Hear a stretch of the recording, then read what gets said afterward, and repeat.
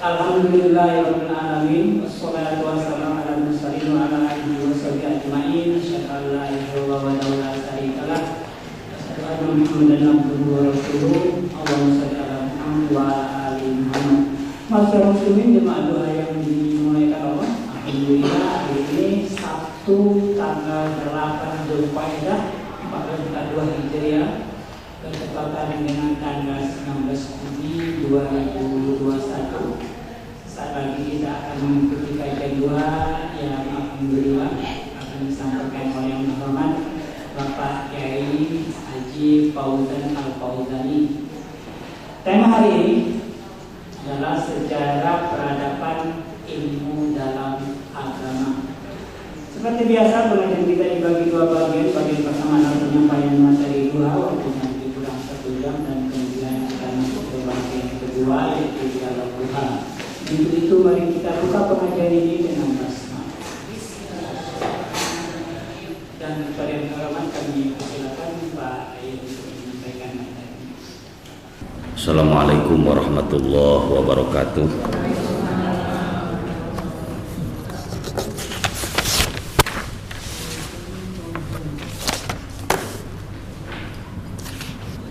Bismillahirrahmanirrahim. Alhamdulillahirabbil alamin. Wassalatu wassalamu ala sayyidina Muhammadin wa ala alihi wa sahbihi ajma'in, amma ba'du. Faqad qala Allah ta'ala fil Qur'anil Azizil Karim, a'udzu billahi minasy syaithanir rajim. Bismillahirrahmanirrahim. Wallahu akhrajakum min butuni ummahatikum la ta'lamuna syai'an.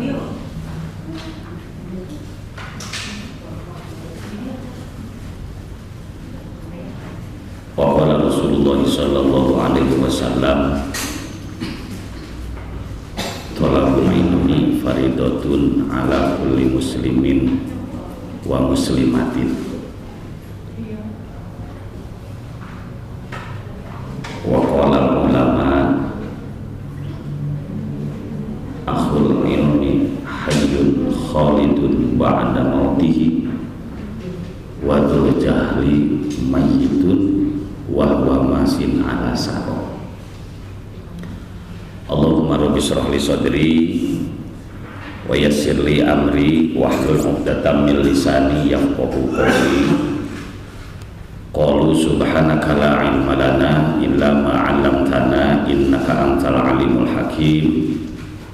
Wa la haula wa la quwwata illa billahil aliyyil azim. Ibu-ibu dan bapak-bapak jamaah pengajian kajian duha di aula Pusdai yang semuanya saya hormati, dan tentunya mudah-mudahan dengan pengorbanan ibu dan bapak semuanya pada pagi ini, di sela-sela kesibukan, di sela-sela penuhnya kegiatan masing-masing, tapi Allah Subhanahu wa ta'ala memberikan rahmat kepada kita semua melalui taufik dan hidayah, sehingga kita pada pagi ini sudah menyempatkan atau memaksakan diri untuk bisa hadir di gedung ini, yang tentu semata-mata niat li'ala'i kalimatillah taqarruban ilallah melalui mencari ilmu, yang tentu mencari ilmu ini sebagaimana yang Rasul sampaikan melalui hadisnya, tidak ada batasan umur dan tidak ada batasan kemampuan. Artinya tidak karena sudah tua sudah tidak diwajibkan mencari ilmu, tidak karena sudah pintar, merasa pintar sehingga tidak diwajibkan thalabul ilmu, tidak karena sudah sederet gelar dalam bidang ilmu sehingga tidak diwajibkan lagi. Itu semuanya kalau dilihat dari hadis Rasul, thalabul ilmi faridatun ala kulli muslimin wa muslimatin minal mahdi ilal lahdi. Itu sahih. Karena di dalam kegiatan mencari ilmu ini tentu banyak manfaat, banyak hal yang akan kita raih yang bukan hanya sekedar dari sisi pengertian ilmu saja, tapi di luar itu, selain itu banyak hal yang sangat akan kita raih, kemanfaatannya akan sangat kita raih, akan kita raih kemuliaannya. Kenapa? Karena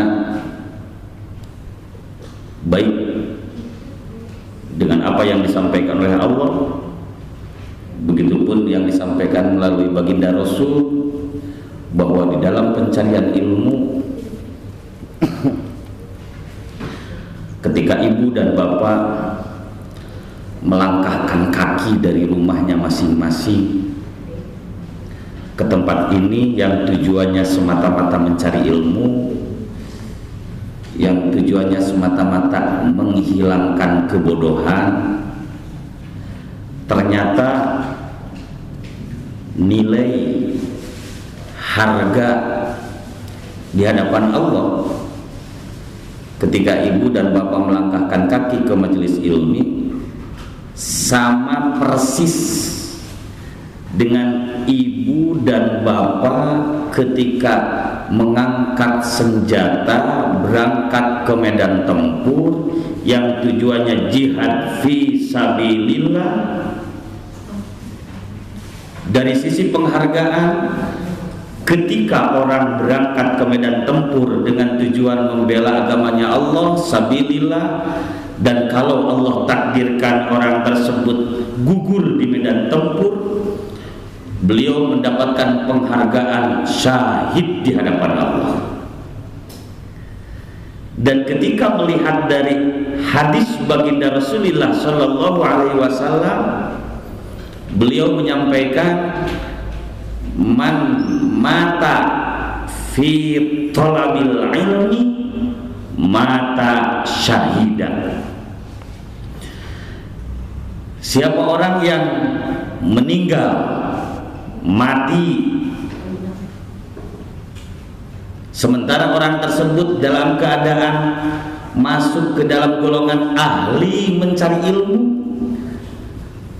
ataupun meninggal sedang mencari ilmu, maka penghargaan dari Allah sama persis dengan yang meninggal tadi, mata syahida. Maka penghargaan dari Allah, matinya orang yang mencari ilmu, meninggalnya orang yang sedang mencari ilmu, baik itu istilahnya para santri, para mahasiswa, para siswa, ataupun apapun namanya. Kalau ibu-ibu mungkin jamaah pengajian, jamaah rutinan, termasuk jamaah kajian duha, mata syahidah di hadapan Allah, orang tersebut akan mendapatkan penghargaan mati syahid. Alhamdulillah. Kalau orang yang berangkat ke medan tempur Sehingga begitu melangkahkan kaki, Allah langsung memerintahkan para malaikat untuk menuliskan setiap langkah, gerak, napas dari orang tersebut menjadi kebaikan. Dan ketika orang yang akan berangkat ke tempat majelis ilmu pun, Allah memerintahkan para malaikat untuk menuliskan semua langkah, semua gerak, semua detak jantung, napas, tiap geraknya semuanya akan mendapatkan penghargaan, sama dengan yang akan berangkat ke medan tempur. Sehingga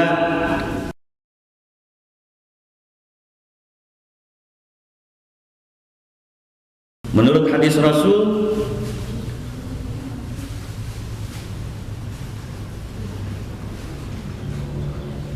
man talabal ilma fi majlisil ilmi ghufira lahu qabla ayyakhdwa.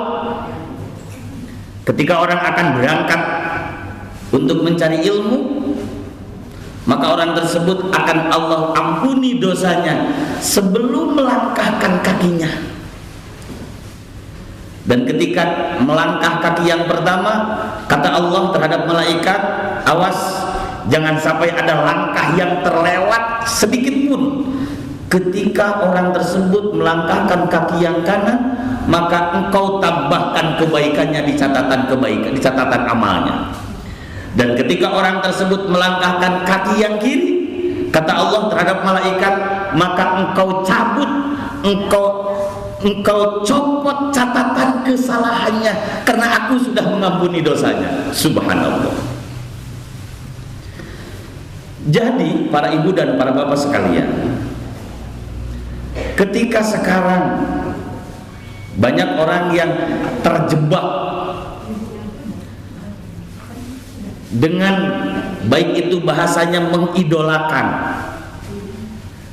baik idola karena ustadznya ganteng, baik idola karena suaranya bagus, baik idola karena penyampaiannya enak, atau mengidolakan karena apa, sehingga di dalam diri kita, di dalam hati kita, di dalam perasaan kita muncul kurang nafsu, muncul kurang semangat ketika akan berangkat ke pengajian yang pengisi materinya, mohon maaf, tidak disukai atau tidak menyenangkan atau kurang lucu atau kurang enak didengar. Mohon maaf, karena konteksnya bukan hanya sekedar mencari ilmu saja, tapi di balik itu banyak hal yang sangat bermanfaat. Sehingga kalau ada orang yang seperti itu, atau bahkan tidak mau mendengarkan atau merasa bosan mendengarkan karena merasa yang didengarkan itu sudah tahu, maka kata Rasul, awas kalau ada orang yang seperti itu, maka itu salah satu ciri dari orang yang hatinya keras. Subhanallah. Kalau orang tidak mau mendengarkan, tidak mau menerima kebaikan hanya karena sudah tahu, hanya karena sudah paham, sehingga malas ngaji ini terus. Saya udah tahu dari kecil, saya udah ngaji ini terus. Tidak mau, malas. Itu menjadi ciri bahwa hati orang tersebut adalah keras. Kalau saya dulu dari kiai, dari guru, karena kebetulan mondoknya di Jawa dulu, ciri wong sing wangkot atine. Wonten tiyang Jawi? Wonten sing asline saking Jawi? Boten. Oh, tapi kok tahu boten sih?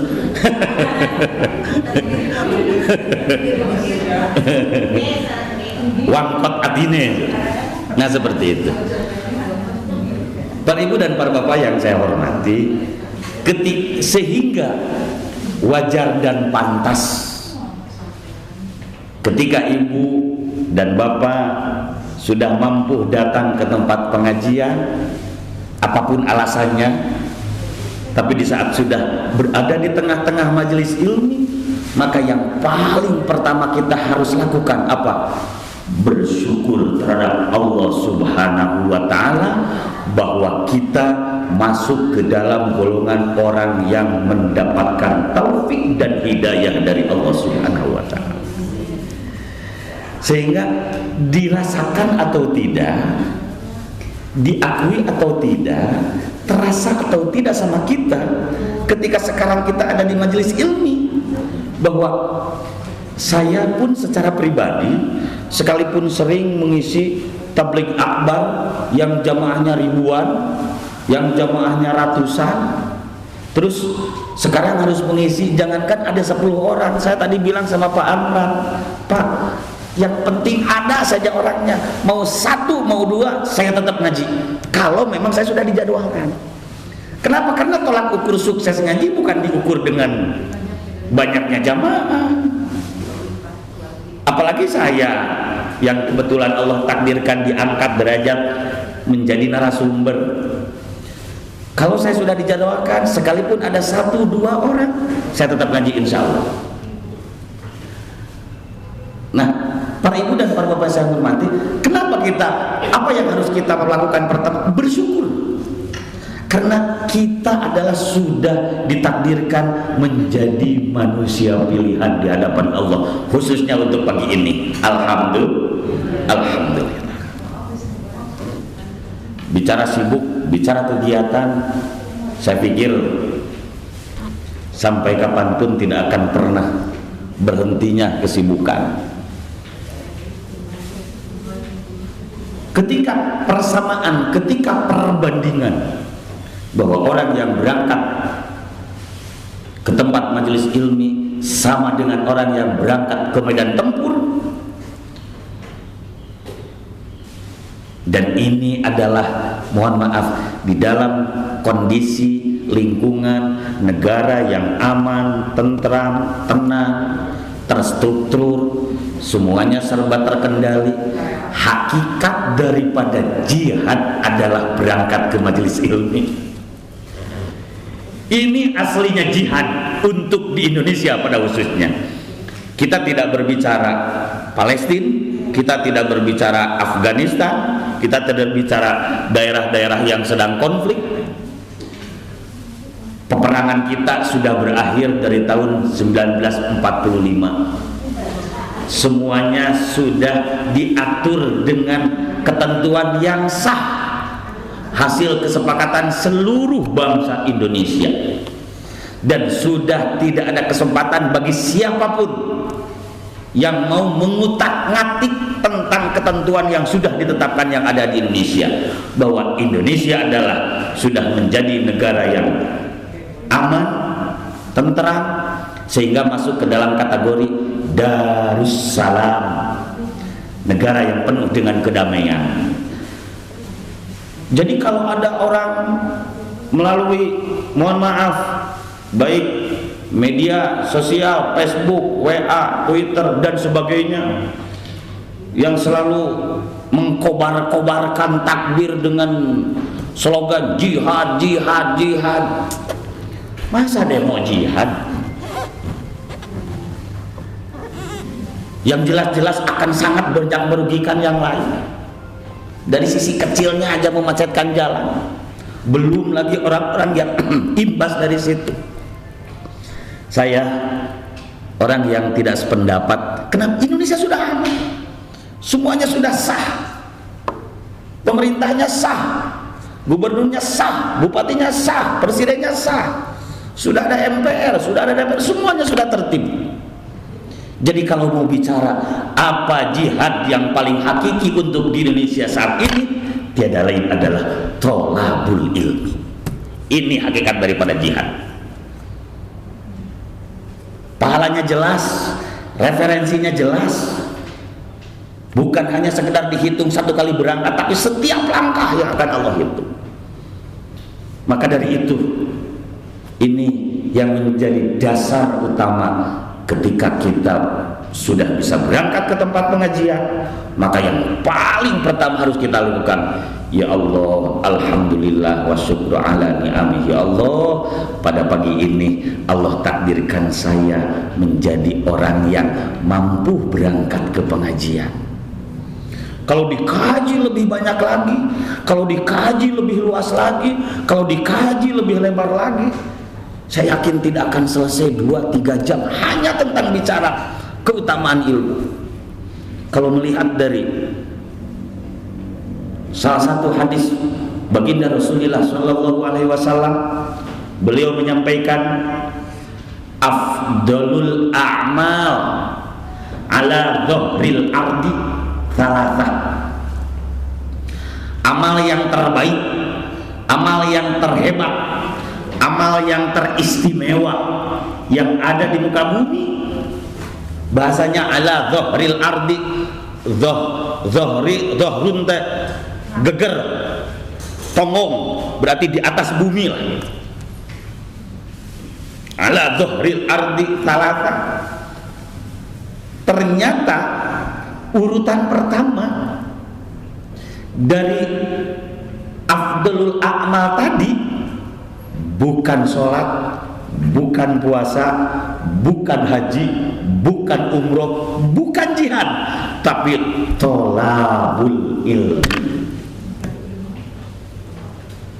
Yang kedua, urutan kedua, ternyata masih hal yang mungkin belum terpikirkan sama ibu, mungkin tidak terpikirkan sama bapak, yang masuk ke dalam kategori amal yang terhebat, amal yang termulia, amal yang teristimewa yang ada di muka bumi. Apa coba? Wal kasbu minal halal. Usaha, kerja, baik prosesnya melalui dagang, melalui kerja di kantor, mau sekalipun jadi tukang ojek, tukang bakso, apapun, karena kemampuan atau karena Allah takdirkan jalan usahanya hanya dari itu. Dan ketika orang itu mau dagang bakso, ketika orang itu mau ngojek online, ketika orang itu mau jadi supir angkot, ketika orang itu mau berangkat ke kantor, ketika orang itu mau ke kebun, mau ke sawah, mau mengembalakan sapi, kambing dan sebagainya, yang jelas itu adalah bagian daripada syariat dalam ikhtiar untuk mencari nafkah. Itu adalah amal yang terhebat, sehingga penghargaan dari Allah, pahalanya malah subhanallah lebih hebat dari masih lebih hebat dari jihad. Kenapa? Karena jihad yang secara umum dipahami melalui perang, melalui berangkat ke medan tempur, itu posisinya ada di nomor 3. Kata Rasul, nomor 3 adalah wajihadun fi sabili. Subhanallah. Jadi ibu, ketika saya melihat ibu-ibu di luar yang tadi begitu datang bawa makanan, iya mohon maaf, yang mau dagang, apapun dagangannya, kalau kita dihayati melalui kacamata ilmu, itu orang sedang berjihad, Bu. Ketika ibu mohon maaf dangdan yang ceksuna mas satakar kebek segala diterapkan, mungkin pengantarnya pakai mobil Alphard, mobil mewah, badai kemana? Ibu, Imas, oh saya mau ke mall, mau belanja. Ternyata di hadapan Allah, kalau dilihat dari sisi hadis Rasul tadi, yang kita merasa gagah karena naik Alphard, yang kita merasa gagah karena pakai jam harga puluhan juta, kita merasa gagah karena pakai perhiasan yang serba mewah, berlian dan sebagainya. Ternyata di hadapan Allah masih hari itu, ketika itu ternyata masih jauh lebih mulia dari orang yang sedang jualan bandros dan bala-bala, karena mereka sedang berjihad.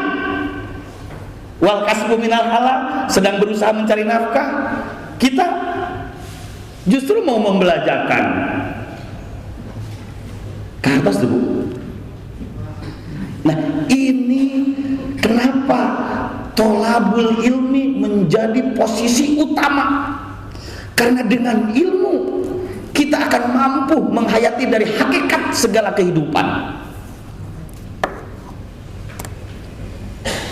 Ibu mau berangkat, kalau kemarin Ramadan mau berangkat taraweh, mau kemana Bu? Mau taraweh.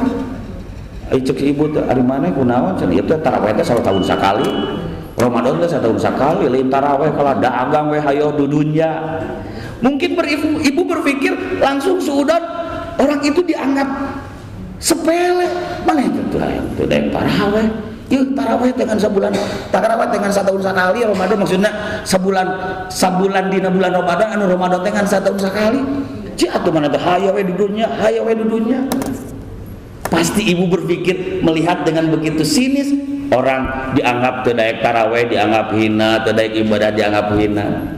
Padahal kalau ibu dibaca dengan kacamata ilmu, dengan hadis yang barusan saja, maka pasti ibu akan terenyuh. Da pasti eta jelema teh hayangeun ibadah, hayangeun aing geus da beureun kadorong ku kabutuhan.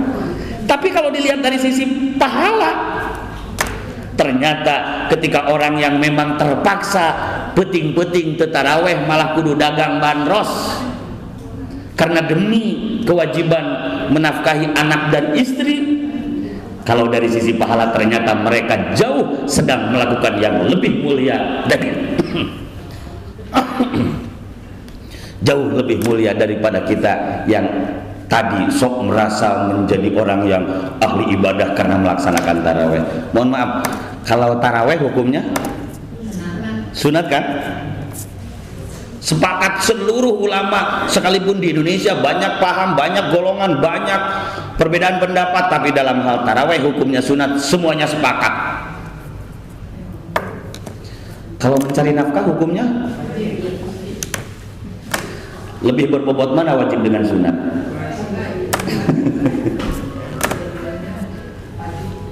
Ya kan? Para ibu, para bapak semuanya yang saya hormati, kemarin Pak Amran menelpon saya, nge-SMS menanyakan tentang apa kira-kira judul tema untuk di kajian duha. Saya mikir, yang saya tahu kan di sini para ibu-ibu dosen, bapak-bapak dosen, yang tentu kajiannya harus ilmiah. Nah, ketika saya menyampaikan prolog yang tadi, yang sudah hampir setengah jam lebih, dan itu adalah menjadi motivasi untuk kita jangan merasa sudah jadi ini, sudah jadi ini, sudah jadi ini, sudah jadi ini, sudah jadi ini. Karena batasan mencari ilmu, ibu hanya boleh lepas dari kewajiban mencari ilmu ketika ibu dan bapak sudah masuk ke liang lahat. Baru itu bebas tugas. Selama masih hidup, selama masih ada, sekalipun sudah jadi apapun kita, tetap kita wajib. Dan untuk memperkuat semangat, untuk memotivasi yang kuat, bahwa di dalam mencari ilmu yang menjadi pertimbangan bukan hanya konteks, bukan hanya ilmiahnya saja yang akan kita dapatkan, tapi ternyata ketika dibahas sekalipun sekilas tentang apa yang tadi saya sampaikan, jauh ada yang lebih berharga dan lebih bermanfaat bagi kita selain sekedar pemahaman. Maghfirah, derajat di hadapan Allah, berkah dari Allah memberikan tugas melalui seluruh manusia wajib mencari ilmu. Diperkuat dengan apa yang disampaikan oleh hadis Rasul, bahwa amal yang terhebat posisi nomor pertama adalah thalabul ilmi. Para ibu dan bapak-bapak yang saya hormati, Rasulullah Shallallahu Alaihi Wasallam, beliau adalah salah satu yang Allah berikan melalui umat, sehingga di samping gelar-gelar yang Rasul sandang, ada salah satu gelar yang menjadi bahan pemikiran bagi kita, apalagi di saat direalisasikan di zaman modern ini. Kanjeng Rasul punya gelar adalah Al-Ummi. Al-Ummi. Kalau baca sholawat, Allahumma sholli ala sayyidina Muhammadin nabiyil ummi. Artinya Al-Ummi, banyak sekali yang memahami dan mengartikan dari makna Al-Ummi, tapi yang paling masyhur, yang paling jadi kesepakatan terbanyak bahwa gelar Al-Ummi adalah orang yang tidak bisa menulis dan membaca. Arti dari Al-Ummi adalah orang yang tidak bisa menulis dan membaca. Yang menjadi kajian kita di sisi lain adalah baginda Rasul itu manusia terhebat, termulia, teristimewa, dan itu hasil seleksian yang kontestannya bukan kita manusia biasa, tapi sesama Rasul, sesama Nabi. Kalau seluruhnya Nabi yang ada di dunia ada 124.000, Rasul jumlahnya ada 313. Hasil seleksi dari 313 Rasul dan 124.000 Nabi, maka keluarlah Nabi-Nabi pilihan. Sehingga di dalam aqaidul iman yang wajib kita ketahui, dari Nabi ada 25 Nabi, malaikat yang triliunan, yang wajib kita ketahui adalah hanya 10, dan itu adalah tentu nabi-nabi pilihan dari 313 Rasul tadi. Sedikit perbedaan Nabi dan Rasul. Kalau Nabi adalah manusia yang mendapatkan wahyu dari Allah tapi tidak mempunyai kewajiban untuk menyampaikan terhadap umat. Kalau Rasul mendapatkan wahyu dari Allah dan punya kewajiban untuk menyampaikan terhadap umat apapun resikonya. Kalau kita mengkaji pengalaman-pengalaman, kejadian-kejadian, baik itu yang terjadi ketika Nabi Ibrahim, Nabi Nuh menyampaikan risalahnya terhadap umatnya, Nabi Ibrahim, Nabi Musa, Nabi Isa, dan semuanya, begitu banyak kendala-kendala. Dan semua kendala itu di saat sampai ke titik, kalau bahasanya mungkin, kalau bahasa kita titik kesabaran yang terakhir, sekalipun pada dasarnya punten, jangan sok membatasi kesabaran. Padahal yang membatasi kesabaran itu adalah hanya karena emosi. Betul nggak? Kita dimarahin orang, kita dicaci maki orang, atau kita diomongin orang malas deh, orang dari hayo-hayo teh mana be ya kesabaran cek saha. Udah sabar gak ya batasnya? Kata siapa sabar ada batasnya? Yang membatasi kesabarannya dia sendiri. Dan kalau ibu menghayati, kenapa dari 25 nabi akhirnya diseleksi lagi menjadi sisanya hanya 5 yang masuk kategori ulul azmi.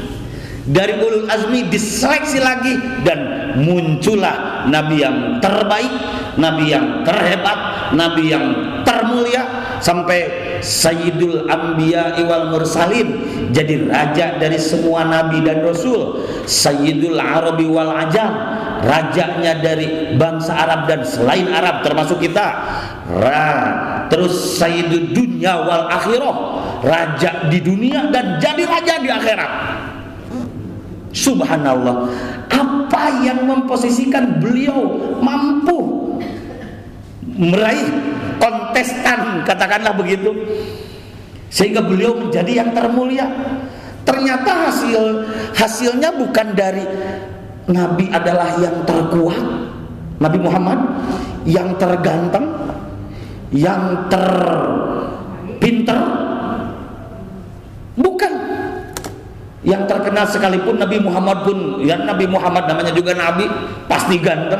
Tapi yang paling dipopulerkan dari kegantengan, sampai sejarah terkesimaknya perempuan melihat gantengnya Nabi Yusuf, secara logika kan tidak masuk akal. Masa sampai tangannya teriris tidak terasa karena terhipnotis dengan melihat kegantengan Nabi Yusuf?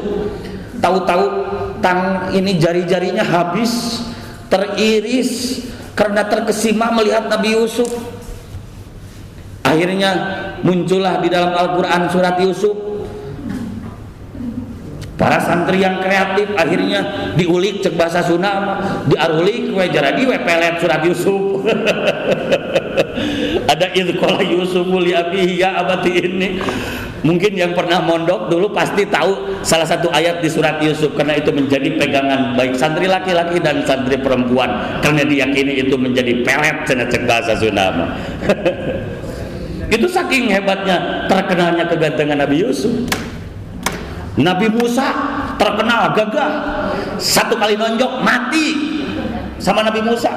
Saking gagahnya Nabi Muhammad tidak pernah terceritakan bahwa Nabi Muhammad sekali nunggul maut. Nabi Muhammad diceritakan bagaimana kegantengannya sampai banyak perempuan. Sekalipun Nabi Muhammad kalau perbandingannya sampai begini, kalau Nabi Yusuf itu rembulan, Nabi Muhammad itu matahari.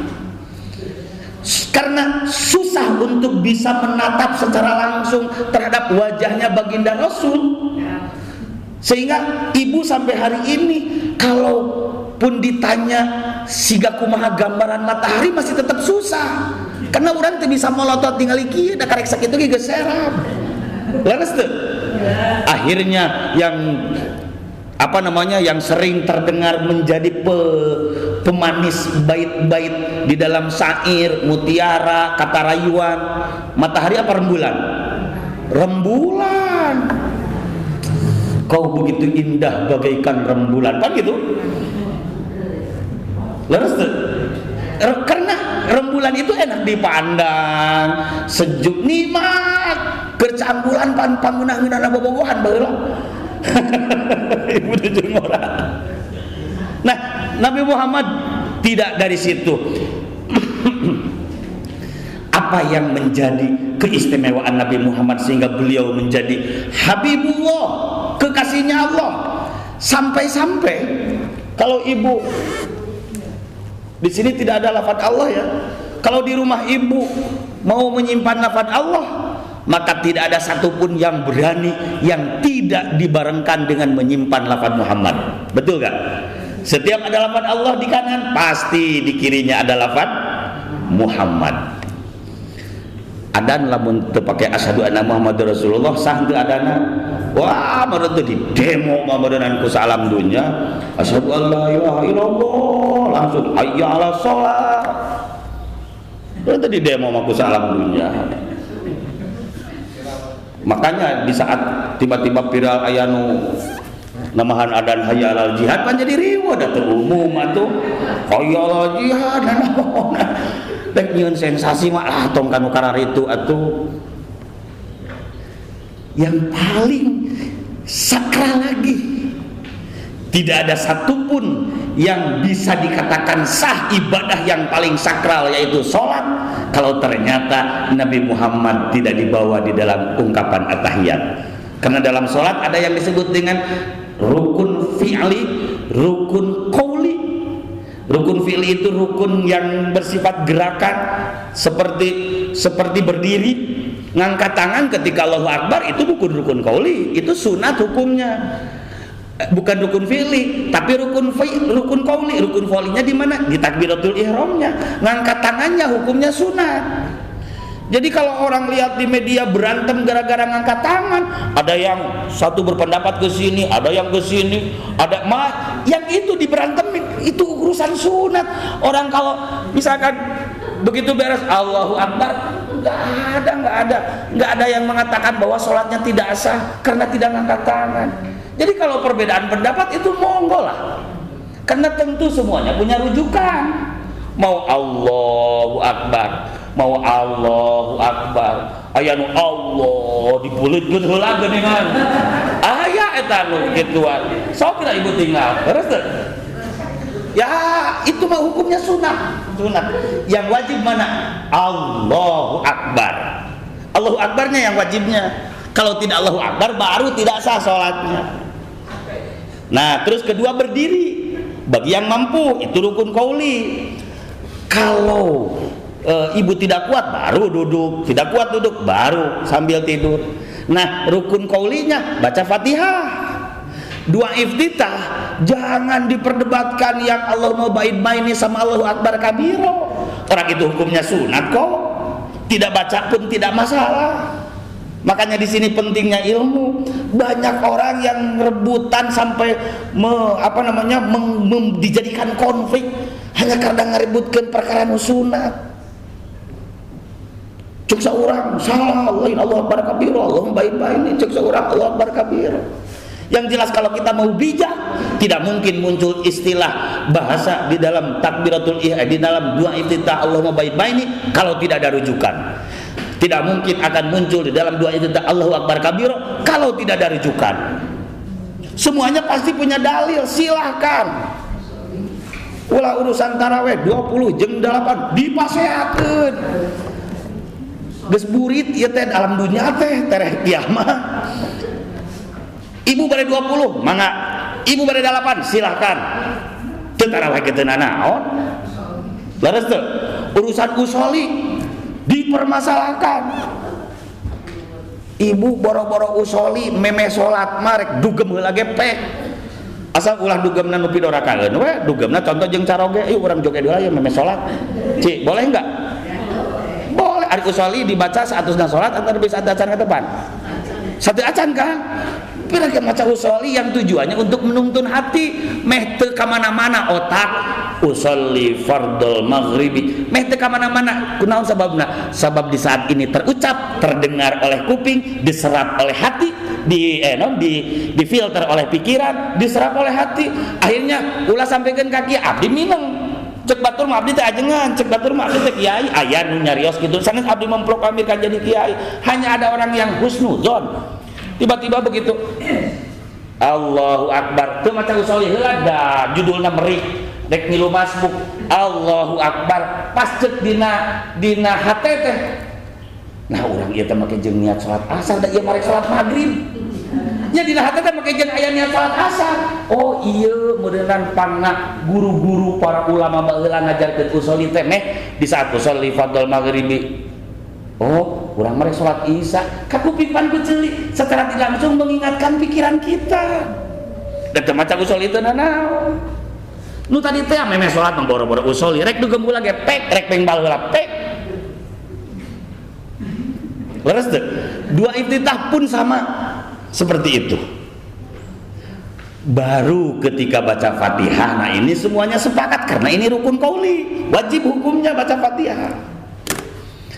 Saking wajib-wajibnya baca Fatihah, bukan baca Fatihah yang asal Fatihah. A'udzubillahi minasyaitonir rajim. Bismillah. Alhamdulillahirabbil alamin. Anu teu kamana-mana nih.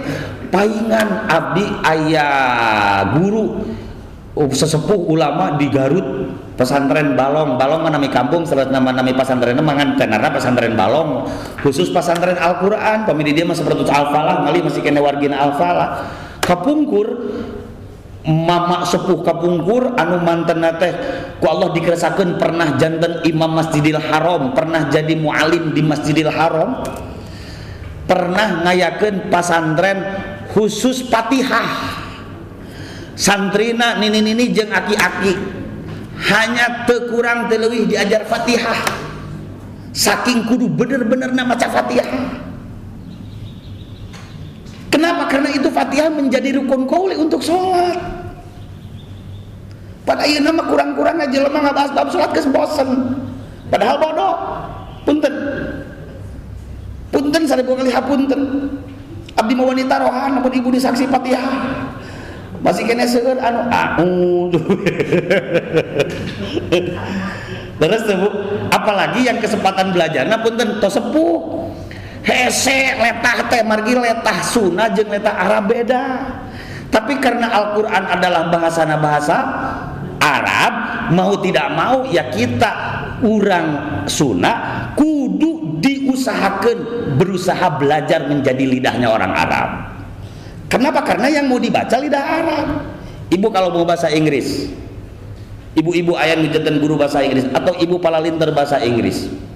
Cobi lamun menuju belajar bahasa Inggris, ibu nurutan letahna urang Inggris henteu? Ya jelas nurutan lah.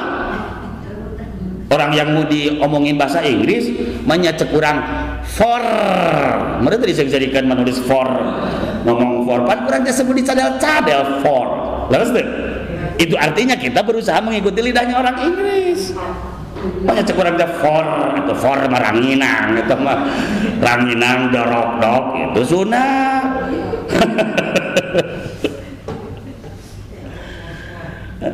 Kita harus mengikuti lidahnya orang Arab. Nah, sehingga kalau kita tidak dibiasakan dari kecil susah memang. A nu hiji alif. A di luar. Sanes A. Alamun A mah antara ain jeung hamzah pahili, tapi A di luar. A. Sanes A aya nu a u. Giliran nu hijina deui u na sanes u tapi ain otomatis ngunikeun makhraj ain kedah di jero di dieu berarti au. Nah lamun teu diajar hese eta teh kitu teh. Au deui auju masalah ge cepon cek. Auju eta ngaran. Cuma a'udzu hese abdi nuju diajar ka pungkur di Jawa makhraj huruf tepikeun ka ranyai ieu teh naon siga nu aya lamun urang ngabeten geuningannya siga aya ranyai kararoneng tah lamun ngunikeun ain tadikeun ka di eta artinya kan untuk mencek bahasa teh ngaleleuskeun letah ngaleleuskeun genggerong karena tidak biasa. Itu rukun qauli. Nah, aya deui rukun fa'li, aya deui rukun. Ya. Bul, sami budu jeung eta tah a jeung ain ngarempet. A'udzu ge hamzah alif jeung ain ngarempet. Emang hese lamun an'amta deui asa bener. Urang mah karek asa lamun di Bandungan disaksi kuno ahli Quran. Quran teh tiasa dianggap enteng. Sebenarnya mah boro-boro Quran ngobrol bahasa Sunda bahasa Jawa oke kudu make aturan, teu sesuai aturan bisa kacau. Kapungkur, ibu paham bahasa Sunda? Paham kan? Aya baheula kapungkur pan baheula mah sanes bupati namina teh Wadana. Nya, leres teh. Nah, aya bahasa kieu Juragan Wadana cek sebuka pungkur aya naon lah tulisan pangintenyeun sejarah. Juragan Wadana numpak delman pas tepikeun kana susukan jut turun ku sabaya susukan sieun labu baheula mah pan kendaraan Wadana teh teu mobil. Kareta naon namanya teh karetanya dokar. Juragan Wadana numpak delman pan ari Sunda mah sok aya panganteur bahasa lamun am naon tuang leguk rot leguk nginum sami goledan panganteur bahasa jut turun terekel tuh. Juragan Wadana numpak delman pas tepikeun kana susukan jut turun dibaca ku jelema gara-gara teu bener teu ngaji kana bab waqaf teu ngaji kana bab makhraj akhirna gara-gara sulah mata dina Al-Qur'an pan aya waqaf sing bener kudu nyieun waqaf ulah eureun sangeunahna ngarenghap di mana wae lamun kira-kira urang eureun lain dina tempat eureun kudu dibalikan deui pan terus teu nah eta ge sami Juragan Wadana numpak delman kuduna komana teh dina kan pas nepi kana susukan jut turun ieu salah nuna koma dapan salemarna di tukang jadi pas tepikeun kana susu muka pas dibaca kan jut turun itu kan jadi kacau. Nah Quran ge sama gitu Bu persis sama kalau ternyata kita tidak paham hanya kita tidak bisa memahami salahna teka harti ku urang teka rasa da urangna urang Sunda da urangna urang Indonesia nu dibacana bahasa Arab lamun didangukeun ku urang Arab mah bakal karaos boro-boro kitu Jawa jeung Sunda aya orang Jawa jadi dagang di Sunda padahal geus lila di Sunda teh. Tapi pan anger lidah Sunda teh lidah Jawa teh kapenaknya katinggal. Waduh, Mas, ayo cenah urang ngabuburit kan. Oh, munding di imah cenah. Lain munding atuh Mas mending gitu. Munding di imah cenah. Munding di imah mah atuh heureun Mas. Ayo Mas teh keur bareng maksudna mah hayang muji ka budak, muji budak keur ulit. Alah cenah ieu budak mini hidung, tuh pan mini hidung. Maksudna mah mini hidung. Kusabab kurang pasehat ngomong padahal bahasa Sunda. Lu ieu cenah budak mini hidung. Pan indung bae atuh Mas hidung-hidung ge anak aing cenah pan kitu cek indungna. Rek hidung rek hejo rek one oge anak aing ngalin anak mana pan jadi nafsu kolot teh leres teh. Padahal maksudnya si Mas mah rek muji. Duh ieu budak mini hidung. Coba lamun disebut hidung atuheun moal Ibu Ramana. Atau disebut hidung langsung ngadat bae we kumaha aing atuhna budak da benang nyeun aing depan kitu meureunan. Itu dina bahasa Sunda. Nah dina bahasa Arab dia persis. Kenapa Arab harus fasih ketika kita berbicara Arab? Apalagi di saat berbicara yang menjadi kewajiban, yaitu Fatihah. Kita kena fasihat sehingga ulah lepas. Abdi di rompok termasuk di Al-Irsad. Di Al-Irsad lamun pangaosan sekali satu acan kajian fikih, satu acan kajian naon, tetap maos Quran. Sok sanajan ukur saayat. Nah tujuan nu tadi keur ngabiasakeun letah anu mungkin belum sempat baheula keur murang kalina belajar Al-Qur'an anu leres. Eta nu tadi tuh. Auju.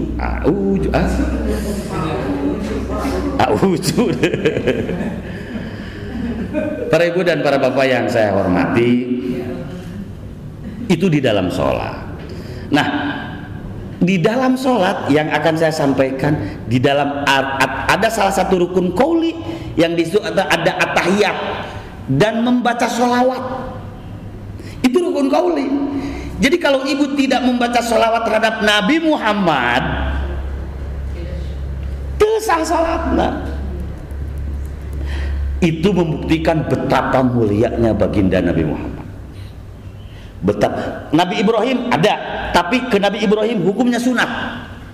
Artinya kalau sholat tahiyatnya sampai Allahumma sholli ala sayyidina Muhammad wa ala ali sayyidina Muhammad atau Allahumma sholli ala sayyidina Muhammad saja langsung urang assalamualaikum sah sholatna. Ngan teu afdol maca tahiyatna. Lamun teu maca sholawat kana ka Kangjeng Rasul teu sah sholatna.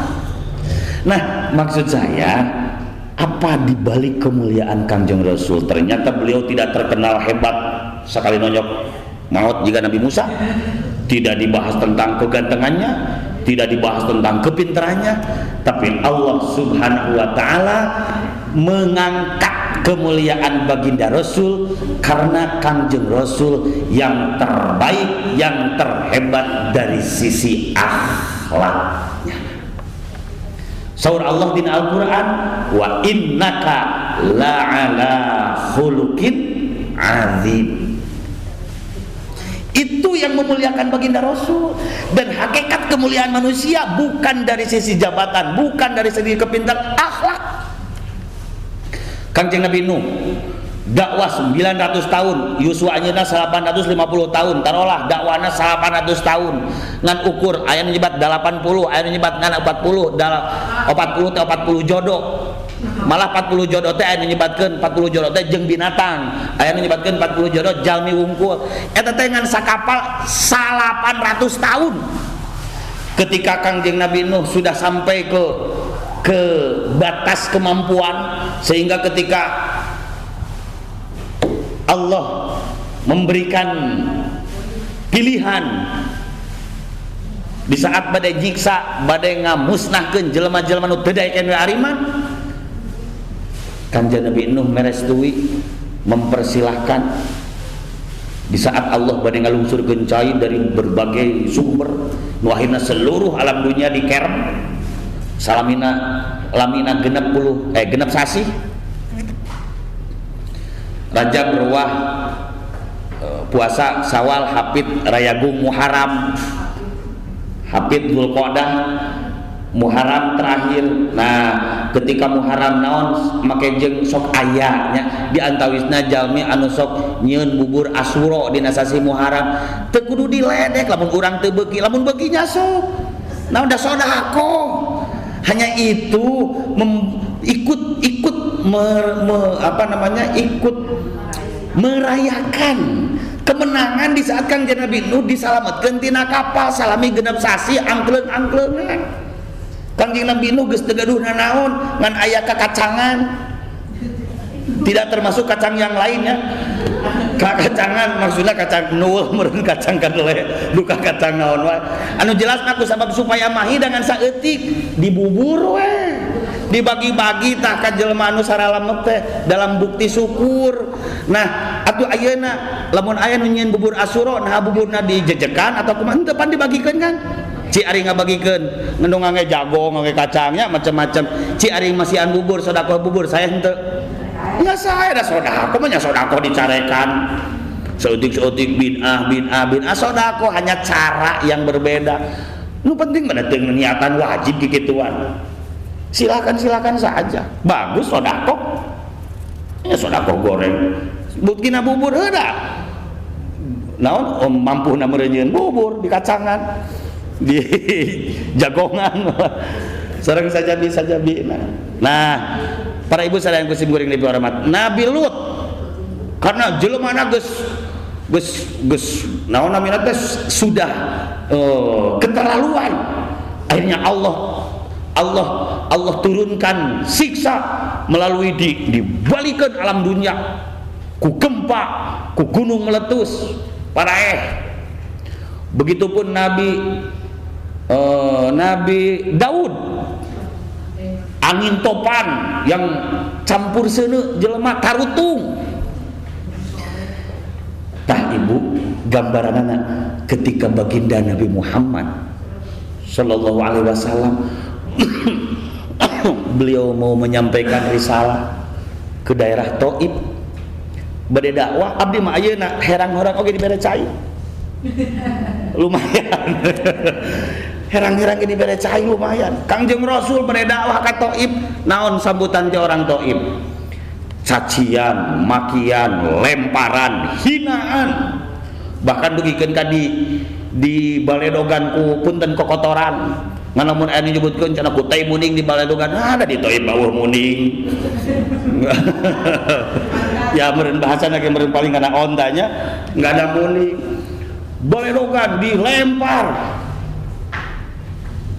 Tapi apa yang Rasul lakukan ketika malaikat Jibril dan malaikat-malaikat yang lain ikut bersimpati dan menawarkan muncul kalau bahasa kita, ya Rasulullah, silahkan tinggal engkau bicara, mau diapakan ini orang Thaif?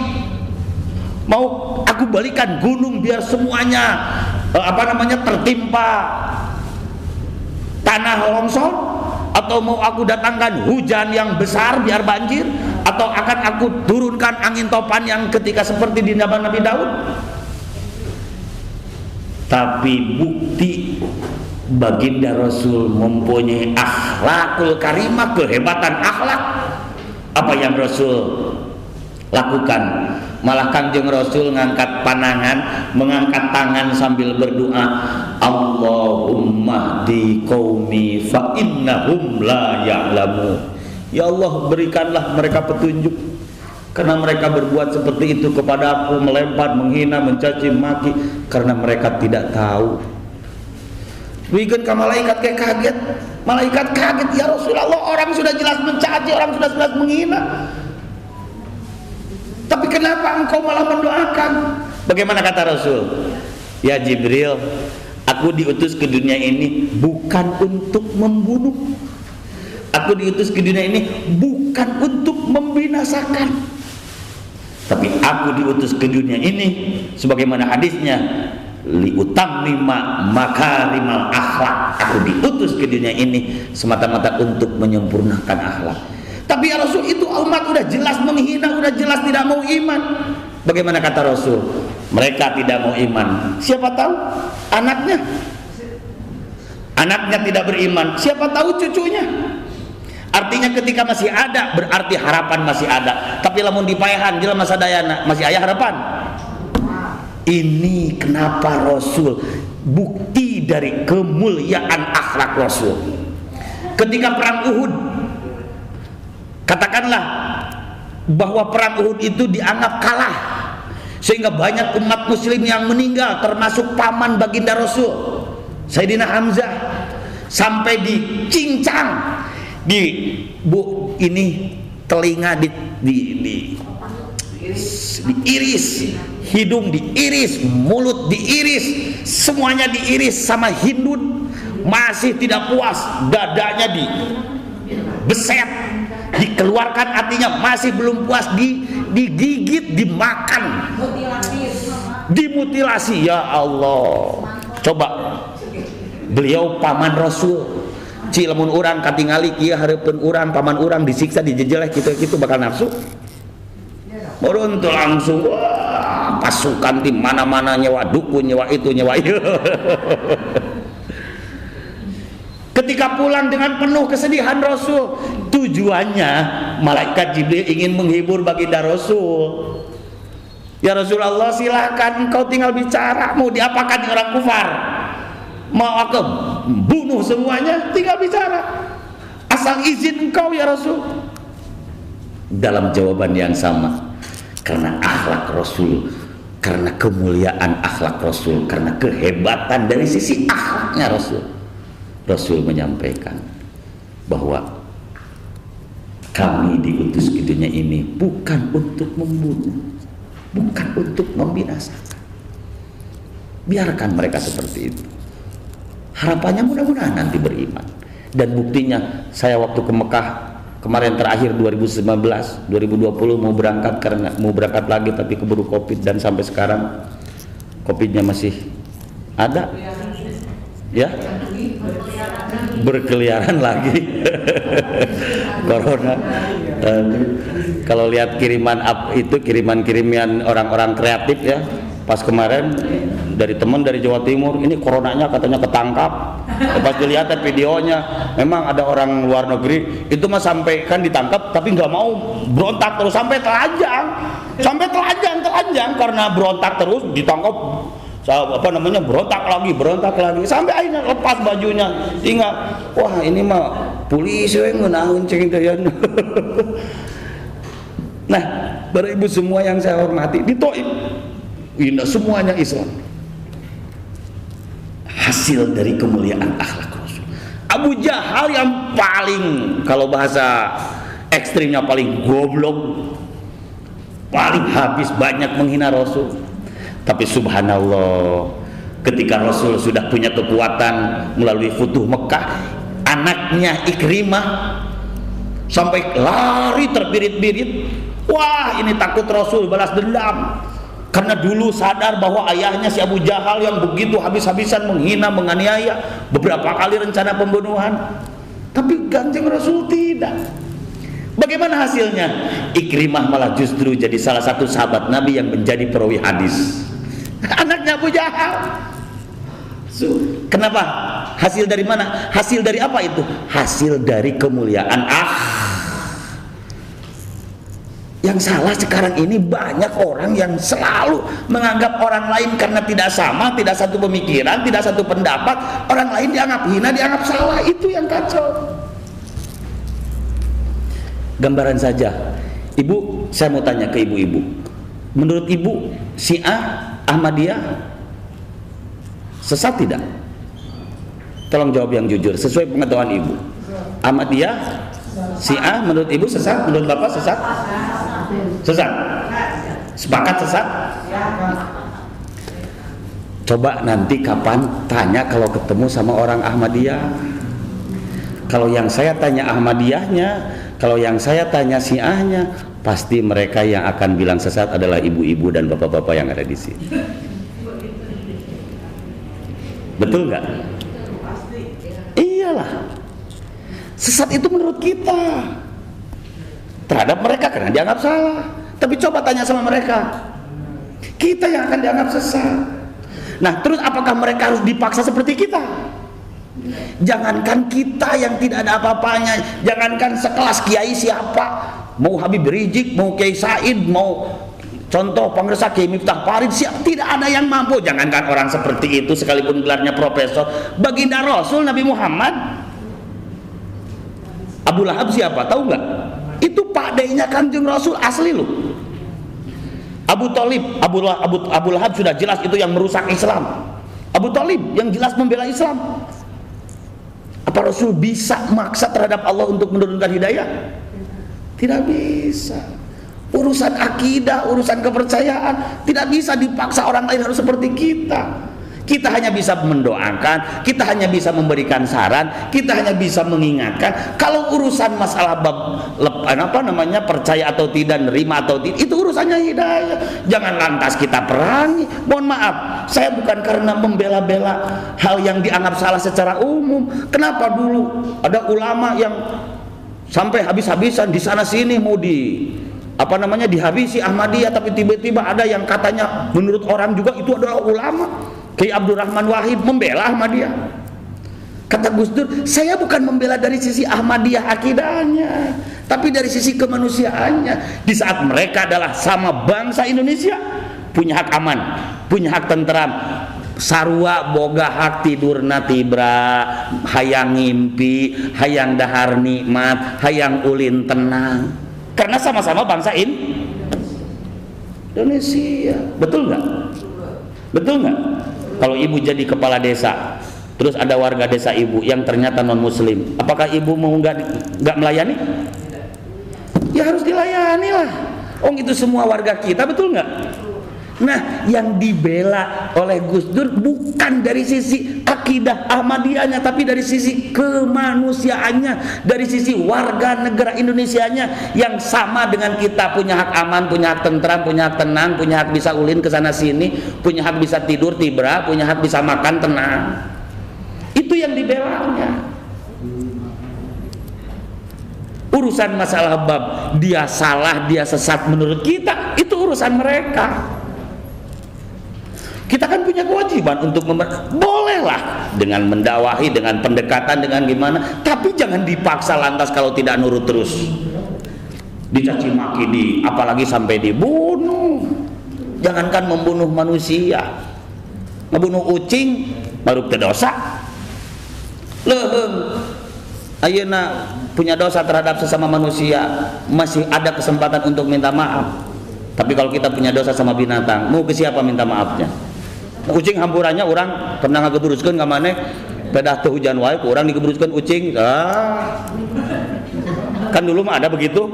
Kalau hujan cenah urang gebruskeun ucing. Ti mana eta? Hoak. Jadi bab hoak itu bukan hari ini, dari dulu, dari mulai Nabi Adam itu hoak sudah ada. Makanya ibu jangan tidak percaya kalau itu hoak. Artinya harus betul-betul valid. Jangan mudah karena lihat judul, cocok ya dengan hati, sebarkeun deui. Wah, ini lihat judulnya pas ya, sebarkeun deui. Apalagi hanya karena perbedaan pilihan. Beda akidah oke tidak punya hak kita membinasakan mereka. Apalagi hanya karena beda pilihan, pilpres, bupati, kepala desa. Kan terlucu. Betul nggak?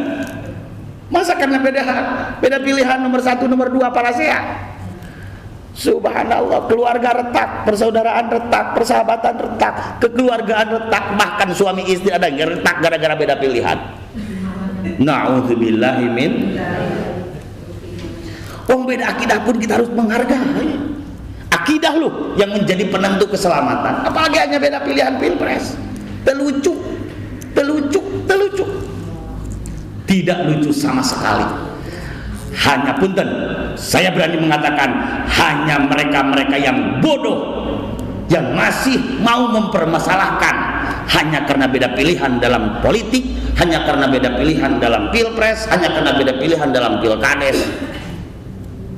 Naudzubillah. Jadilah orang yang betul-betul kita memahami. Jadi orang pinter mikir. Manfaat madarat dipertimbangkan. Wah, gara-gara orang suka ke nomor hiji beak terus-terusan ngagoreng nomor 2. Gara-gara orang resep ke nomor 2 beak ngagoreng nomor 1. Apa manfaatnya? Manfaatnya naon? Emang lamun nomor hiji jadi presiden, kurang jadi naon? Jadi lupa saya, nu buku mah betul. Nah, para ibu, biar tidak terlalu kemana-mana, mari kita kembali ke pembahasan. Nah, Nabi Muhammad ketika beliau punya gelar Al-Ummi dan dipahami dengan kondisi sekarang yang sudah canggih, pasti sekarang ada gerakan pemberantasan buta huruf sekarang nih.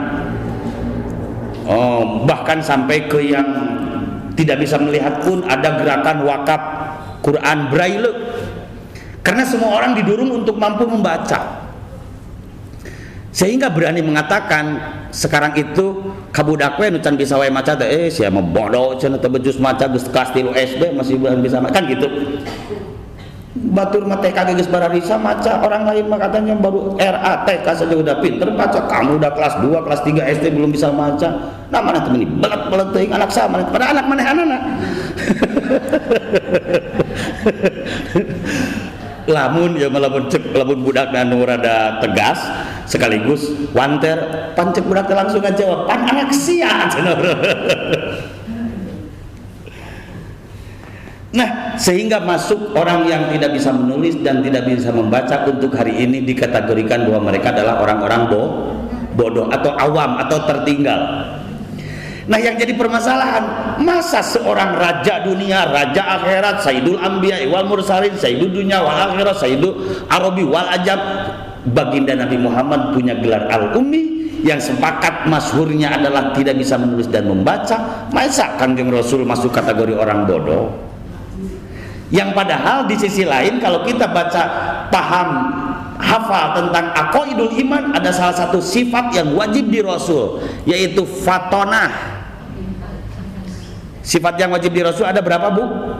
Ada 4. 1 tabligh, 2 amanah, 3 fatonah, 4 sidik. Heula kuduna teh sidiknya enggak apa-apa lah, sama aja. Fatonah pinter, tapi buktinya tidak bisa menulis dan membaca. Nah, mari kita pahami bersama, ini adalah ketika ibu dan bapak saya tidak bisa membaca menulis, masuknya kategori bodoh atau awam. Tapi ketika ini terjadi di baginda Rasul, justru menjadi nuktah, menjadi rahasia, menjadi keistimewaan, kehebatan tersendiri bagi Rasul. Apa yang menjadi keistimewaannya? Apa yang menjadi kehebatannya? Ketika Rasul tidak bisa membaca dan menulis, justru itu memurnikan dengan segala apa yang ada di dalam pikiran Rasul, segala apa yang ada dalam jiwa Rasul, segala apa yang ada dalam pemikiran Rasul, tidak terkontaminasi dengan bacaan-bacaan yang gak jelas. Seperti kita, banyak yang di pikiran kita banyak dipengaruhi dengan hoak-hoak yang gak jelas, sehingga gara-gara ayeuna loba jelema nu ngagogoreng Prabowo ngilu ngewa ka Prabowo, loba nu ngagogoreng Pak Jokowi ngilu ngewa ka Jokowi. Bari naon urang teu pernah panggil-panggil acan. Kenapa? Karena terjebak dengan hoak, betul gak? Ada sebaran video, padahal video itu belum tentu jelas. Oh, sekarang semuanya serba gampang untuk diedit kok. Kita begitu melihat TV, terus di situ banyak iklan, akhirnya jorojoy pengen beli tas ini karena lihat iklan, pengen beli HP ini karena lihat iklan, masuk kemana-mana karena bisa membaca. Tiba-tiba muncul, oh diskon lagi cina 70%, ya udah ditaikkan dulu 100%, banyak dagang hayang bangkrut. Cuman kita kan terjebak dengan itu. Wah, ini ada iklan diskon 50%, diskon 70%, itu mah teori orang dagang lah. Yang jelas gak mungkin orang dagang pengen rugi. Ketika dia memberikan diskon 70%, pasti geus ditaikeun heula 100%, anggarnya masih sisa 30%. Betul nggak? Nah, tapi karena kita mampu membaca dan kita mudah terjebak dengan itu. Ketika Rasul tidak bisa membaca, sehingga memurnikan segala apa yang ada dalam pikiran Rasul. Muncul dalam bait Al-Quran, Allah berfirman, wa ma yantiqu anil hawa in huwa illa wahyu yuha. Tidak ada apa yang Rasul ucapkan, yang Rasul katakan, yang Rasul sampaikan. Lebih luasnya lagi, yang Rasul lakukan, yang Rasul perintahkan, yang Rasul larangkan. In huwa illa wahyu yuha, kecuali bahwa itu adalah wahyu dari Allah Subhanahu wa ta'ala. Rasulullah SAW, beliau yang mengatakan langsung, kata Rasul, termasuk salah satu rahasia kenapa mau dijadikan calon seorang pemimpin, tapi secara tidak langsung Allah malah justru merusak mental Rasul dari mulai kecil. Secara tidak langsung nih, Allah merusak mental Rasul. Pertama, ketika 2 bulan bapaknya meninggal, ketika 6 tahun, ada yang bilang 4 tahun, ibunya meninggal, terus diurus sama kakeknya. Ketika 8 tahun, kakeknya meninggal lagi. Ketika umur 12 tahun, pamannya meninggal. Ketika umur beliau sudah nikah, ada yang membela istrinya Siti Khadijah, sampai semua yang tadinya beliau adalah seorang jutawan, saudagar, orang masuk orang kaya, bahkan terkaya, habis dipakai perjuangan, lagi butuh-butuhnya dengan pendampingan yang mendurung secara moral, tiba-tiba Allah bataskan, Allah sampaikan batas ajalnya Siti Khadijah. Siti Khadijah pun meninggal. Seakan-akan kan dirusak mentalnya. Secara lahir kayak dirusak mental. Tapi ternyata dari kecil ibunya meninggal, bapaknya meninggal, ayahnya meninggal. Oh, ternyata ada rahasia tersendiri. Apa rahasia di balik itu? Rasul yang menyampaikan, kata Rasul, "Adabani Rabbi fa'ahsana ta'dibi." Yang mendidikku, yang mengajarku, yang memberikan pendidikan, memberikan pembentukan secara mental langsung Allah Subhanahu wa ta'ala, dan Allah lah sebaik-baiknya pengajar. Adabani Rabbi fa'ahsana ta'dibi.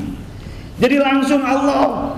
Jadi punten, jangan sampai terjebak dengan ada orang, masa baginda Rasul sampai disampaikan sebelum diangkat Rasul dalam keadaan sesat, sama dengan kita mencek bahasa orang pernah gelo heula, pernah baragaju heula.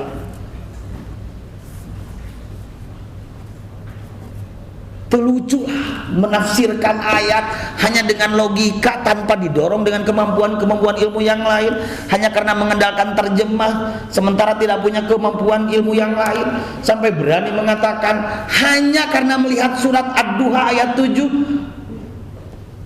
sehingga mampu menyampaikan.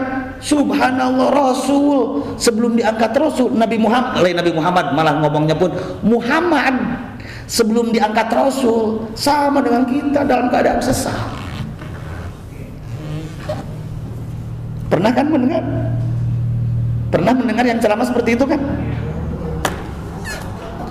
Jelas-jelas Rasul itu dari kecil sengaja Allah matikan orang-orang yang dikhawatirkan akan mempengaruhi pemikirannya. Kenapa? Karena Allah yang akan mendidiknya langsung. Nah ini makanya ibu jangan salah mendengarkan ustaz. Harus jelas ilmunya, harus jelas kapasitasnya, harus jelas sanad ilmunya. Karena dengan mudahnya sekarang mau update apapun ceramah nu gelo ge ceramah ayeuna mah bisa jadi ustaz. Da manehanana nu nyieuna aya nu gelo. Terus make sorban, make ieu. Da manehanana nulisanana. Misalkan ceramah lucu atau ceramah ilmiah disampaikan oleh Kiai Haji, rek ngomong saabrak rek profesor doktor segala rupa gelar disebutkan ge cek mana aku mau urang ada urang nulisna oke. Dibaca oleh orang, wah hebat ieu profesor ayeuna panah mah nu gelo. Misalkan. Makanya jangan mudah. Nah, ini pentingnya datang ke majelis ilmu dengan langsung ketemu dengan kiainya, dengan ustadznya. Dalam bu, tidak hanya cukup dah saya tiap poe ngaji cenah naon YouTube. Boleh ibu melihat YouTube boleh. Hanya ibu jangan mudah menerima. Artinya begini, harus selektif. Coba kalau seperti yang pemahaman tadi, kan keterlaluan, jelas-jelas baginda Rasul Allah langsung yang mendidik. Dia sudah disiapkan menjadi orang yang termulia. Nah, ibu dan bapak yang saya hormati, dalam kajian yang berjudul Peradaban Ilmu dalam Agama, mungkin sebetulnya sangat banyak dari mulai sejarah ilmu fikih, ilmu ini, tapi yang terpenting, yang paling sekarang untuk menunjang kekajian ilmiah di saat baginda Rasul punya gelar Al-Ummi. Rasul tidak bisa membaca dan menulis, yang artinya bahwa Rasul susah untuk menghindarkan fitnah bahwa Al-Quran itu adalah buatan tangan Rasul. Semua orang tahu, semua orang Mekah tahu kalau Rasul tidak bisa membaca dan menulis. Semua orang tahu. Masih tetap banyak fitnah dari Abu Lahab, dari Abu Jahal dan abu-abu yang lain. Padahal Rasul tidak bisa membaca dan menulis. Tapi jangan anggap bodoh di saat Rasul tidak bisa membaca dan menulis, karena kebodohan, ketidakbisaan membaca dan ketidakbisaan menulis Rasul justru menjadi keistimewaan tersendiri bagi Rasul untuk memurnikan segala apa yang ada dalam pikiran Rasul. Kalau Rasul bisa baca kitab, baca komik, baca buku karangan orang Romawi, misalkan baca itu, baca ini, akhirnya yang ada di pikiran Rasul akan terpengaruh dengan apa yang dibaca oleh Rasul. Seperti ibu kapangeluhan ku hoak tadi, tepugu-pugu ngilu keheul ka Prabowo, tepugu-pugu ngilu keheul ka Pak Jokowi, tepugu-pugu ngilu keheul ka si A, si B, si C, si D, hanya karena orang mendapat seran tentang berita hoak itu. Boro-boro dina nya, nah dina boro-boro dina henteu, nah dina nya lagi nanaona urang mah make kudu ngilu keheul, tidak ada urusan. Betul nggak Bu? Nah, sehingga ibu bapak yang saya hormati, di zaman baginda Rasul sudah ada, mereka lah orang-orang yang dianggap mampu dalam bidang penulisan.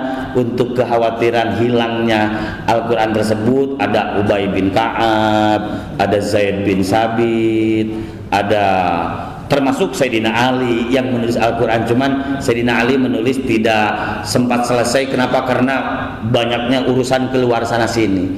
Nah, yang ingin saya sampaikan, peradaban di dalam tulisan Al-Quran pun ini yang harus menjadi bahan, bahwa jangan ibu percaya atau ibu mudah memahami, mudah percaya dengan orang yang selalu mengatakan bahwa kita memurnikan keagamaan hanya karena jangan melakukan yang tidak pernah dilakukan oleh Rasul, jangan mencontoh yang tidak pernah dicontohkan oleh Rasul.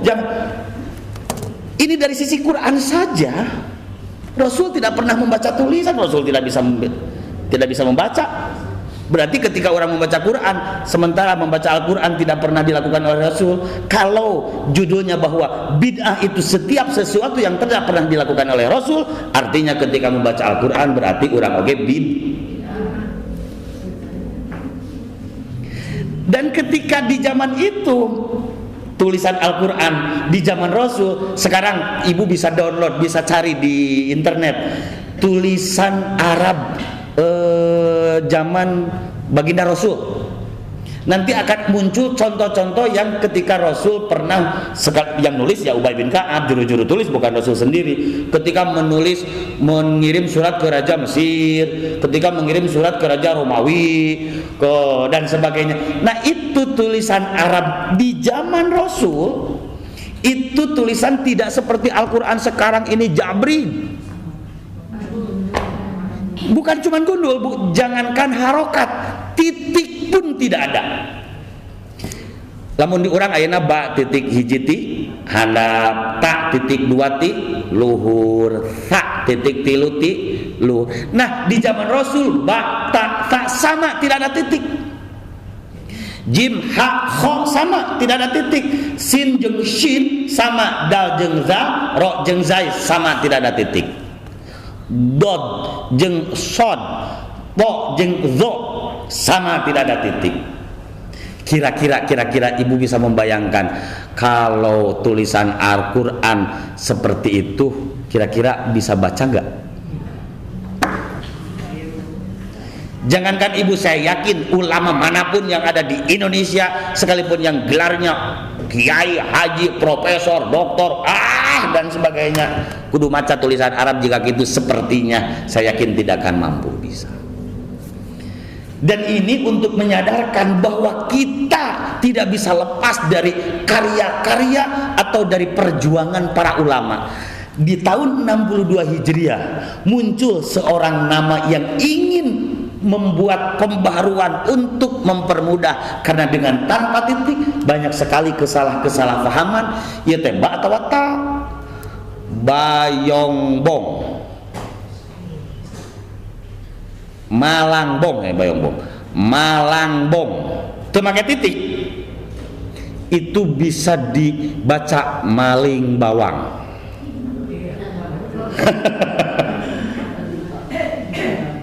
Malangbong, itu pakai titik, itu pakai harokat, bisa dibaca maling bawang. Fil ardi, iya abdi. Saya dulu kalau memaknai pakai apa namanya, logat namanya ya, logat ke bawah gitu. Fil ardi ing dalam pan bumi, bumi itu bak wau di ngahijinya bu, terus mim dihanap karena tidak ada harokatnya. Fil ardi ing dalam bom, kan jadi salah, bumi jeung bom jauh-jauh.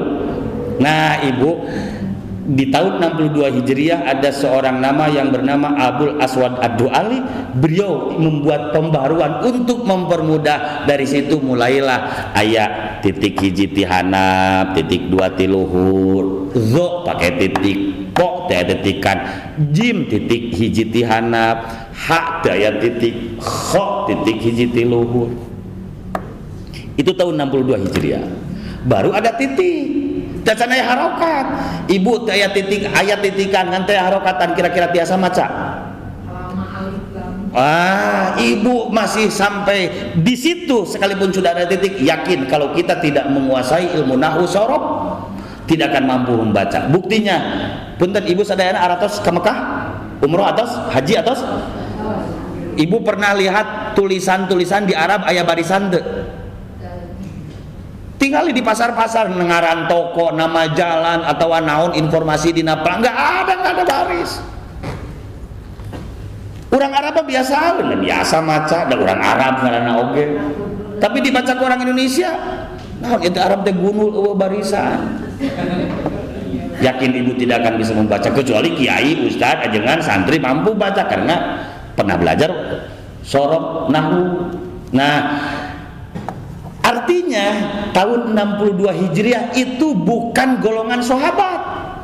Sahabat semuanya sudah meninggal. Itu muridnya Sayyidina Ali, muridnya sahabat Abul Aswad Ad-Du'ali. Artinya kalau masuk dalam kategori golongan itu golongan nabi bukan, sahabat juga bukan, apalagi nabi, tapi itu dari golongan ulama. Artinya kalau tidak kreatif, kalau sampai hari ini Al-Quran tidak ada titik, hese, belum ada harokat pun masih belum bisa. Nah, di tahun 190, sekitar 184-83, Imam Khalil bin Ahmad Al-Farahidi, beliau dengan kreativitasnya akhirnya diberewe harokat, dikasih harokat, ada jabar, JR, mundi sunama, jabar, JR, PS, sukun, tasjid, mati. Abdi simkuring kapungkur nuju budak lamun ngaji teh jim jabarja, ha ro mati jabar har, jim jabarja dibaca ja pan mim jair mi haram jabar haji mati jabar ja mi har ja bajabar ba fa jabar fa sin jersi ya alif jabar ya bapak.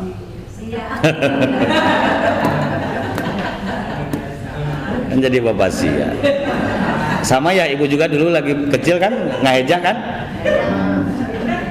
Itu setelah ada harokat. Loh, baru membantu. Tapi membantu semembantu-bantunya udah harokat ya tadi, karena letahna orang Arab jeung urang Sunda beda. Urang Cilacap mah ngasar karena asar oge. Alhamdulillahirabbil alamin. Jadi alhamdulillahirabbil ngalamin. ahli sunnah wal jamaah karena ain itu enggak ya letah lah, kecuali yang belajar, yang bahasa sehari-harinya begitu. Seperti dalna orang Sunda kurang Jawa mah pasti disengsirikeun. Oh cenah wis madang ora udud cenah. Wis madang ora udud. Padahal mereka yang cerikeun dal. Jadi dalna orang Jawa mah semu cadel sarua jeung dal Quran, dan dal Arab semu cadel. Nah, budu ari urang apa nak bodoh iya kana bodoh wa iya nu bodoh nak bodoh atuh dorok dok pada kan gitu gitu. Nah ari dal Arab mah semu cadel, dal Arab mah semu cadel ngan lamun urang Jawa nya tak hesena teh dina ain ya karena lidah lah, karena lidahnya beda. Arab jeung Indonesia, Arab jeung Inggris beda, Arab jeung Australia beda, Arab jeung mana deui beda, meureun komo jeung Indonesia, Indonesia ge aya Jawa, aya Sunda, aya Madura, aya itu, aya ieu, macam-macam. Akhirnya ada seorang ulama yang membuat sebuah inovasi yang akhirnya lahirlah beliau menciptakan sebuah ilmu di tahun 200 sekitar 220 Hijriahan yang bernama Abu Ubay Qasim bin Salam, melahirkan ilmu peradaban ilmu yang disebut dengan ilmu tajwid. Jadi ibu kedah apal harus tahu, bapak harus tahu bahwa ilmu tajwid itu bukan buatan Rasul, bukan buatan Nabi, bukan buatan sahabat, malah buatan tabi'in tahun sekitar 220 Hijriahan. Artinya kalau ada orang yang pokoknya kalau bukan dicontohkan oleh Nabi, tidak dilakukan oleh Nabi, tidak diperintahkan oleh Nabi, kita jangan mengikuti apa kata ulama, karena ulama itu mungkin bohong, mungkin saja salah. Siapa bilang ulama pasti benar? Dari dulu namanya manusia pasti mungkin salah, mungkin benar. Hanya kalau tidak dengan ilmu mereka, tidak dengan pemikiran mereka, tidak dengan hasil hasil kinerja mereka, kita tidak akan bisa. Jangankan ibadah yang lain dulu, ini baru Quran sajalah. Kita tidak akan bisa membaca Al-Quran kalau kita tidak mengikuti apa yang dikaryakan oleh para ulama. Disitulah lahir ilmu tajwid, ilmu makharijul huruf, ilmu waqaf, idhar, idgham, ikhfa dan sebagainya. Itu bukan karangan Rasul. Nah, belum lagi intinya ibu dan bapak yang saya hormati, ini mudah-mudahan Allah takdirkan ke depan kita ada kesempatan untuk bertemu. Yang jelas di zaman Rasul ibu tidak ada ilmu tajwid, tidak ada ilmu fikih, tidak ada ilmu nahwu, ilmu sorof, ilmu ma'i, ilmu-ilmu di dalam agama khususnya yang biasa dipelajari di pesantren, semuanya di zaman Rasul tidak ada. Karena di zaman Rasul ashabul haq yang memegang kebenaran, yang memegang fatwa itu hanya Rasul sendiri. Dan ketika Rasul mentok, maka di waktu itu langsung turun malaikat Jibril yang memberikan pemahaman melalui wahyunya dari Allah, disampaikan kepada baginda Rasul. Semuanya selesai karena semuanya tinggal datang ke Rasul. Itu di zaman Rasul. Dan hal yang ada di zaman Rasul ya seperti itu. Boro-boro ilmu yang lain Quran. Ada juga tulisannya, sudah Rasul tidak menulis, sekalipun di zaman Rasul ada tulisan, ternyata tulisan di zaman Rasul tidak ada titik, tidak ada harokat. Boro-boro ilmu tajwid. Jadi kalau kita tidak mau mengikuti, tidak mau percaya dengan apa yang hasil karya para ulama di dalam ilmu Al-Quran saja dulu, kita tidak akan bisa baca Quran. Dan untuk peradaban ilmu-ilmu yang lain, sejarah ilmu usul fikih, ilmu fikih dan sebagainya, mudah-mudahan di lain waktu dan kesempatan. Karena tentu kalau diringkas nanti malah justru jadi salah paham. Kalau dikaji dengan lebih detail tentu memerlukan waktu yang panjang.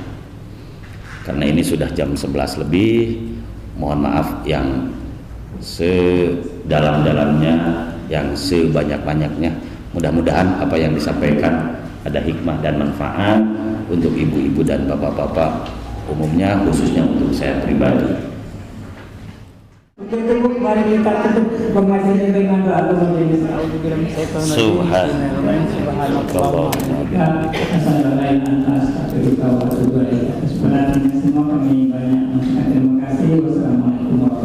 Waalaikumsalam.